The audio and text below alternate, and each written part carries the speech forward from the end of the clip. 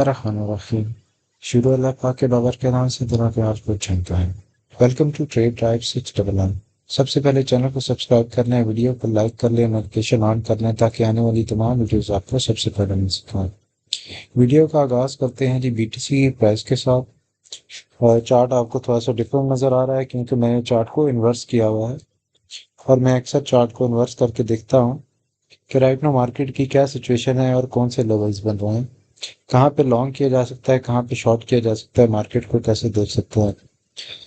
30th को मैंने आपको बताया था मार्केट के बारे में कि ये थोड़ी सी चेंज हो जाएगी फ्रॉम दिस पॉइंट। ये जो लाइन थी 28 जुलाई को, मैं इससे पहले जब ऑल टाइम हाई बनाया था, आई टोल्ड यू गाइस कि यहाँ पे जो है ना, अगर इससे पहले ऑल टाइम हाई बनाता तो हम मार्केट को नीचे जाता हुआ देखेंगे और इन दैट सिनेरियो हमारे पास मज़ीद बुलिश एक्शन भी देखने को मिल सकता है। और उसके लिए हमने अपने टारगेट्स बनाए थे, जो कि ये टारगेट था 126 का।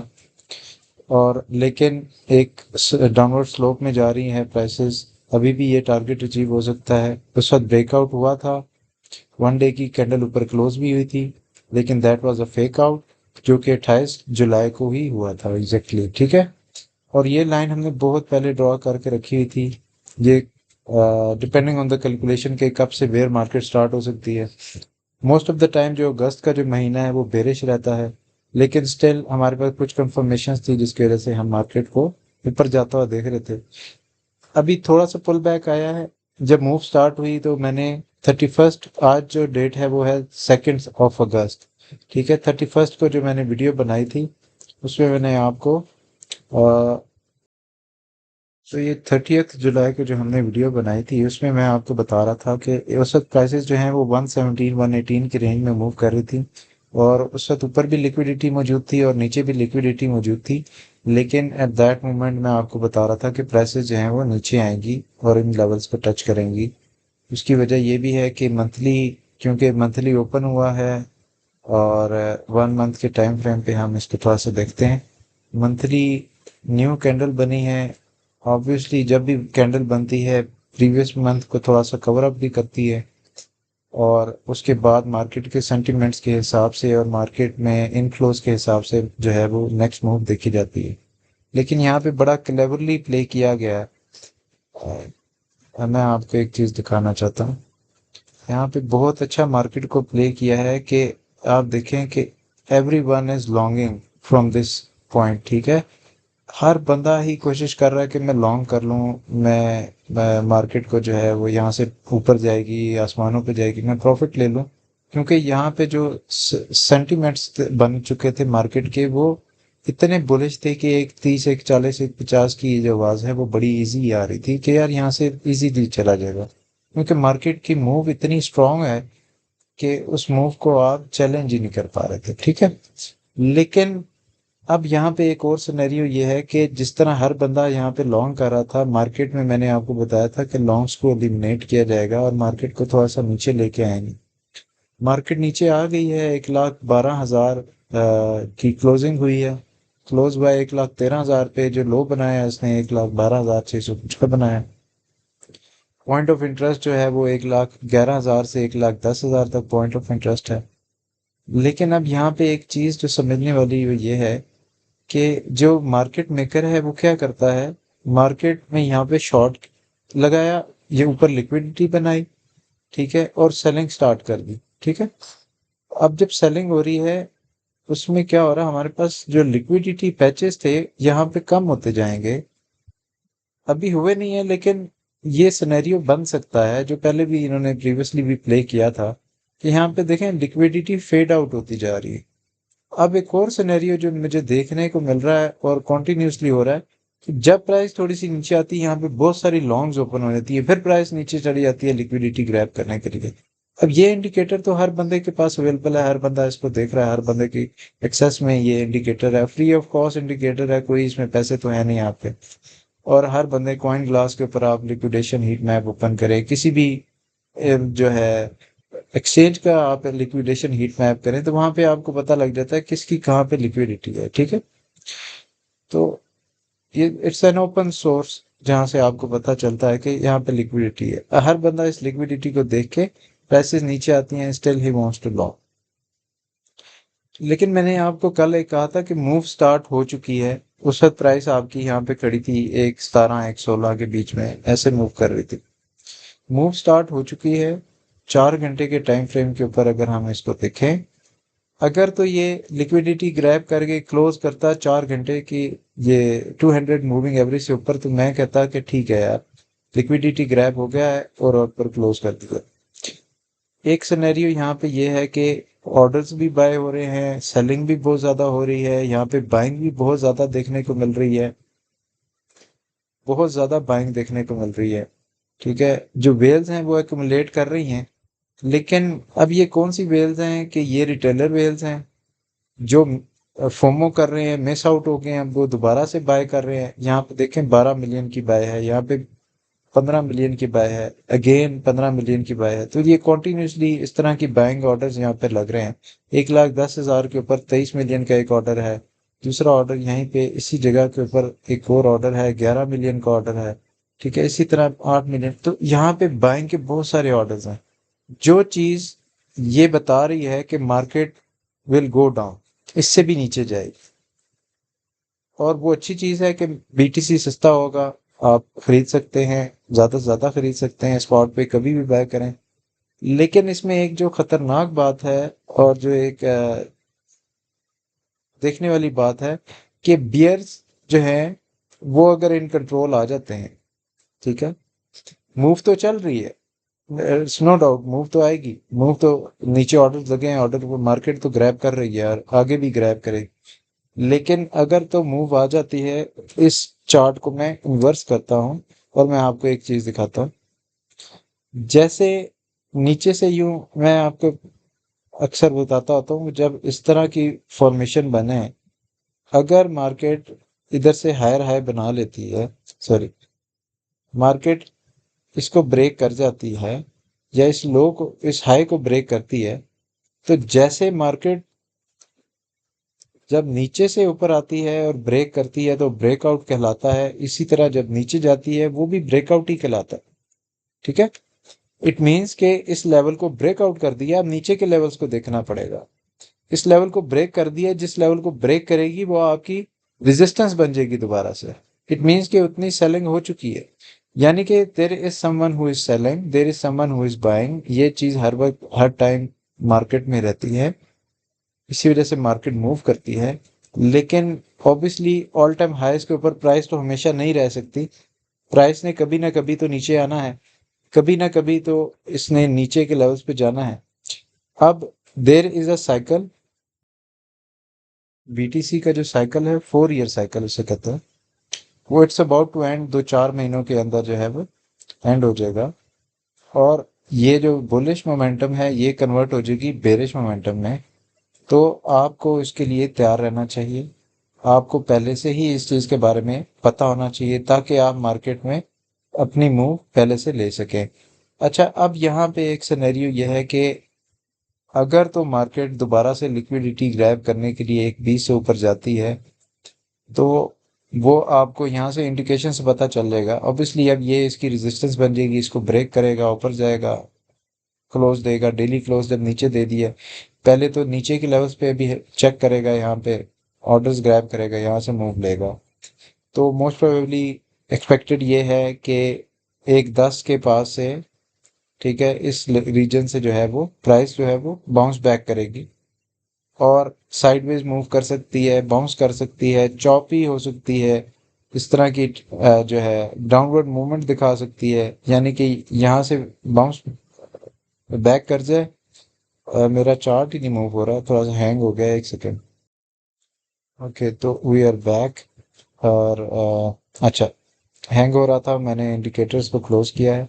अच्छा, जैसे यहाँ पे साइडवेज मूव करती रही और अप एंड डाउन मूव करती रही, एक वर्टिकल चैनल बनाया इसने और फिर उसको ब्रेकआउट किया, ये सिनेरियो यहाँ पे भी प्ले हो सकता है। और जैसे यहाँ पे बुल फ्लैग बना और प्राइस ऊपर गई, इसी तरह दोबारा से बुल फ्लैग बन के प्राइस ऊपर जा सकती है। तो सिनेरियो सारे हो सकते हैं, मार्केट किसी के बाप की नहीं है, मार्केट किसी भी टाइम चेंज हो सकती है, किसी भी टाइम कोई भी खबर आ सकती है। तो लेकिन आपने मार्केट को देख के एनालाइज यही करना होता है कि अब इसकी क्या मूव हो सकती है, राइट नाउ हम यहाँ पे क्या कर सकते हैं। तो राइट नाउ आपकी सिचुएशन ये है कि एक 10 से लेके एक 11 तक यहाँ पे आपके पास अच्छी सपोर्ट मौजूद है। जब यहाँ पे प्राइसेस आएंगी, होपफुली यहाँ से बाउंस करेंगी, या तो यहीं से बाउंस कर देगी, इसको लोकल लो बना लेगी, यहाँ से प्राइस ऊपर जाएगी, ऊपर जाके लिक्विडिटी ग्रैब करके नेक्स्ट मूव बनाएगी। लेकिन अगर तो यहाँ से ऊपर चली जाती है तो दोबारा शक होगा कि प्राइस जो है वो इसको रीटेस्ट नहीं किया, इस लेवल को रीटेस्ट नहीं किया, तो प्राइसेस दोबारा वापस आ जाएं इसको रीटेस्ट करने के लिए। तो बेहतर ये होगा कि इसको रीटेस्ट करें, इसको अपनी स्ट्रॉन्ग सपोर्ट बनाए, और जब ये सपोर्ट बन जाए तो यहाँ से बाउंस करे और फिर अपना हायर हायर ले। तो इन दैट सिनेरियो हम ऊपर के टारगेट्स को इजीली दोबारा से देखेंगे। लेकिन राइट नाउ हमारे पास सिचुएशन इसी तरह की मौजूद है। इथीरियम को देख लेते हैं और वीडियो को वाइंड अप करते हैं। ठीक है, इथीरियम जैसा कि मैंने आपसे कहा था कि 3500 का ये लेवल है, इसको ब्रेक नहीं करना चाहिए, और इथीरियम ने इस लेवल को ब्रेक कर दिया है। ये हमारी ट्रेंड को जो लाइन थी, ट्रेंड लाइन थी, इसको ब्रेक कर दिया है। जो सपोर्ट थी यहाँ पे 3500 की, उसको भी ब्रेक किया है। डेली क्लोज उसने उससे नीचे दिया है, बिल्कुल करीब है, बहुत ज़्यादा दूर नहीं है, लेकिन नीचे दिया है। तो अब इथेरियम के लिए भी ये गेन वही चीज़ है कि यहाँ से प्राइसेस नीचे की तरफ आएंगी और हम लोअर टारगेट्स को टारगेट करेंगे। अगर थोड़ी सी ऊपर जाती हैं प्राइसेस तो इन लेवल्स के ऊपर से दोबारा से बाउंस बैक हो जाएंगी और नीचे की तरफ आएंगी। क्यों आएंगी, इसकी वजह यह है कि मार्केट में आपके पास इन्वेस्टर जो है वो थोड़ा सा मूव चेंज कर रहा है। ठीक है, प्रॉफिट टेकिंग कर रहा है। मैंने आपको 28 29 जुलाई से बताना शुरू किया था कि यहाँ पे प्रॉफिट टेकिंग हो गई। ये लेवल्स हैं प्रॉफिट टेकिंग के, इसमें कोई ऐसी बात नहीं है। अगर आपने होल्ड किया हुआ है 12 साल, 15 साल, 3 साल, 4 साल, 1 साल, 2 साल, तो ऑब्वियसली आप प्रॉफिट लेंगे, लेवल्स के ऊपर प्रॉफिट लेंगे। तो प्रॉफिट टेकिंग लेवल्स हैं, यहाँ पे प्रॉफिट टेकिंग होगी, यहाँ पे सेलिंग होगी, और उसके बाद मार्केट अगर दोबारा से बाइंग की जो है अपॉर्चुनिटीज आती हैं, वहाँ पे इन्वेस्टर जंप इन करता है, तो फिर मार्केट दोबारा से ऊपर के लेवल पे मूव करना शुरू हो जाएगी। तो मार्केट अप एंड डाउन चलती रहती है। राइट नाउ अभी तक जो हमारे पास डाटा आया है 1 अगस्त का, उसको अगर आप देखें तो उसमें ऑलमोस्ट हाफ 804 मिलियन डॉलर की सेलिंग हो चुकी है, जो कि एक ह्यूज सेलिंग है, बहुत बड़ी सेलिंग है। ये थोड़ी सेलिंग नहीं है। अगस्त का मंथ बेरिश मंथ होता है मोस्ट ऑफ द टाइम। अगर मैं आपको चार्ट्स के ऊपर जाके दिखाऊं, हम बीटीसी के चार्ट को देखते हैं। अ, ये अच्छा साइन नहीं है मार्केट के लिए, इतनी सेलिंग अच्छी नहीं है। हाँ, थोड़े से लो लेवल्स पे आना चाहिए, लेकिन उसके बाद उसको प्रॉफिट टेकिंग करनी चाहिए। लेकिन दोबारा से उसको मूव बैक करना चाहिए, बाउंस बैक करना चाहिए, विक बनानी चाहिए, अगर हम ऊपर के लेवल को टारगेट करना चाहते हैं। लेकिन जो सिनेरियो नज़र आ रहा है, अगर ये कॉन्टिन्यूसली इस तरह की सेलिंग रही तो ऑब्वियस सी बात है मार्केट नीचे ही जाएगी। ऊपर जाने को उसको बहुत टाइम लगेगा। और अगर एक मोमेंटम क्रिएट हो जाता है, अगर एक मोमेंटम, किस चीज़ को आप कहते हैं, 105 से नीचे ब्रेकआउट करती है, नीचे जाती है, इस लेवल को ब्रेक करती है, मंथली लेवल को ब्रेक करती है, तो इन दैट सिनेरियो एक मोमेंटम हो बन जाएगा, और जो रिटेलर है वो भी सेलिंग करना शुरू कर देगा। अब यहाँ पे हम देखना ये चाहते हैं कि अगस्त का मंथ, तो ये आपके पास अगस्त का मंथ है। ठीक है, 2025 का ये रेड है। यहाँ पे आपके पास अगस्त का मंथ है 2024 का, ये कम्प्लीटली रेड है। इसमें तकरीबन 8% तक ये डाउन गया था, और 49% यहाँ पे इस मंथ में जो है जापानीज कैरी ट्रेड भी का फैक्टर आया था, और एक ही दिन में मार्केट बहुत तेजी से नीचे गिरी थी, लेकिन फिर उसने रिकवर कर लिया था। एट दैट मोमेंट हमने लॉन्ग ओपन की थी, लेकिन वो हमने जल्दी ही क्लोज कर दी थी, क्योंकि मार्केट बहुत ज़्यादा वॉलेटाइल थी। तो 18% तक एक ही घंटे 2 घंटे के अंदर मार्केट इतनी नीचे आई थी, और फिर मार्केट ऊपर चली गई थी। दिस वॉज, ये मैं कभी दिन नहीं भूल सकता 12। अच्छा, इसी के साथ अगर हम 2023 के जुलाई अगस्त को देखें तो उसमें भी आप देखें तो बेरिश मोमेंटम था, पूरा मंथ ही बेरिश का रहा था, और उसके बाद से अगस्त सितंबर के बाद से मूवमेंट दोबारा से प्राइसेस अब जाना शुरू होगी। इसी तरह आप 2022 को देख लेते हैं, 2022 का जो अगस्त है वो भी रेड है। तो अगर आप मोस्ट ऑफ द टाइम देखें, 2021 के अगस्त को देखते हैं, तो अगस्त 2021 का जो अगस्त है वो ग्रीन है, अदरवाइज 2021 से पीछे अब जाके जो भी देख लें, लेकिन मेजॉरिटी अगस्त का जो मंथ है वो रेड मंथ है। इस मंथ में आपके पास प्रॉफिट टेकिंग होती है, ठीक है। और नेक्स्ट मंथ से एक्सपेक्टेड है कि रेट कट्स वगैरह अगर आते हैं तो मार्केट फ्लरिश करेंगी। अब इसके साथ जो है क्रिप्टो सिर्फ अकेली तो नहीं है, क्रिप्टो में जो इन्वेस्टर बैठा हुआ है वो, ये जो इन्वेस्टर है बेसिकली, ये इन्वेस्टर वॉल स्ट्रीट में भी इन्वेस्ट करता है, दूसरे स्टॉक्स में भी इन्वेस्ट करता है, ये बेसिकली वॉल स्ट्रीट इन्वेस्टर है। ये इन्वेस्टर वहां पे भी है और यहाँ पे भी है। जब वहां पे मार्केट्स गिरती हैं, जिस तरह नैस्डैक आपकी गिरी है, SP 500 गिरी है, DXY आपका माइनस में जा रहा है, लेकिन वो भी पॉजिटिव में हो जाएगा दोबारा से, क्योंकि बहुत सारे टैरिफ इम्प्लीमेंट हुए हैं। जब पैसा आना शुरू होगा तो डॉलर अपनी वैल्यू गेन कर लेगा। तो वॉलेटिलिटी इंडेक्स बढ़ रहा है, अच्छा साइन है, बाइंग की अपॉर्चुनिटीज आएंगी। लेकिन अगर मार्केट कॉन्टिन्यूसली गिरती रही तो हमारे पास एक मोमेंटम क्रिएट हो जाएगा, और वो momentum, that momentum can lead to the bear market, जैसा कि पहले प्रीवियसली हमने देखा। लेकिन इस बार कहते हैं it will be different, we will see कि क्या डिफरेंट हो सकता है ETF की वजह से। लेकिन मेरा ख्याल है कि मार्केट प्ले करेंगी। मार्केट ने बड़ा केयरफुली प्ले किया है और बहुत ही ज़बरदस्त चाल दी है। अब राइट नाउ कोई बंदा शॉर्ट नहीं करना चाहता, हर बंदा लॉन्ग ही करना चाहता है। तो this is an achievement for the market, के मार्केट को शॉर्ट ही कोई नहीं कर रहा, ठीक है। कर रहे हैं लोग, लेकिन इतने ज़्यादा शॉर्ट नहीं कर रहे हैं। जितने ज़्यादा लॉन्ग कर रहे हैं उतने ज़्यादा शॉर्ट नहीं कर रहे राइट नाउ। लेकिन यहाँ पे मोमेंटम चेंज हो जाएगा, नीचे जाके हर बंदा शॉर्ट करना शुरू कर देगा। होपफुली वहाँ पर आप मार्केट दोबारा से ऊपर के लेवल्स पे आ जाएंगी।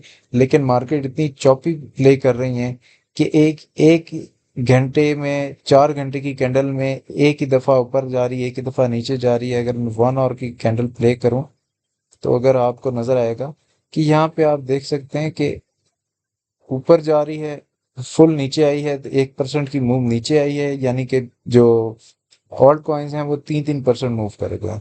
उसी तरह 1% की मूव वापस ऊपर जा रही है, तो इन दैट सिनेरियो सेम ही घंटे में, अगले ही घंटे में प्राइसेस वापस उसी लेवल पे आ रही हैं, तो शॉर्ट्स को भी फौरन फौरन लिक्विडेट किया जा रहा है। तो यहाँ पे क्या है, जो ट्रेडर है वो डर जाता है, ठीक है, घबरा जाता है कि यार ये मूव बैक तो नहीं है, यहाँ से वापस रिवर्स तो नहीं कर देगी, यहाँ से रिवर्स तो नहीं कर रही। तो ट्रेडर जो है वो यहाँ पे शॉर्ट नहीं लगा रहा था एट दिस पॉइंट, ठीक है। उसके बाद जब प्राइसेस नीचे गई तो यहाँ पे थोड़ी सी शॉर्ट्स लगी हुई हैं, हो सकता है उनको लेने के लिए प्राइसेस वापस आए। प्राइसेस नीचे भी जा सकती हैं, प्राइसेस ऊपर भी जा सकती हैं, लेकिन अगर मोमेंटम क्रिएट हो गया, ये सेलिंग का प्रेशर रहा, तो प्राइसेस ज़्यादातर चांसेस हैं कि वो नीचे के लेवल पे मूव कर जाएं। This is all for today. I hope आपको वीडियो काफ़ी इंफॉर्मेशनल लगी होगी, आपको मार्केट स्ट्रक्चर की समझ आ रही होगी, आपको नेक्स्ट मूव्स की समझ आ रही होगी कि अभी हमें कहाँ पे प्ले करना है और कैसे प्ले करना है। अगर आप मार्केट को शॉर्ट करना चाहते हैं तो लोज के ऊपर, सपोर्ट के ऊपर आप शॉर्ट ना करें। मार्केट ऊपर जाए, इन विक्स में जाए तो आप शॉर्ट करें। इस लेवल पे जाए या इस लेवल पे जाए, 1.16, 1.15, तब आप शॉर्ट करते हुए अच्छे लगेंगे। 1.12, 1.13 पे जब शॉर्ट करें तो ऑब्वियसली आप स्टक हो जाएंगे और आप लिक्विडेट भी हो जाएंगे अगर आपकी लेवरेज ज़्यादा है। Thank you for watching, this is all for today.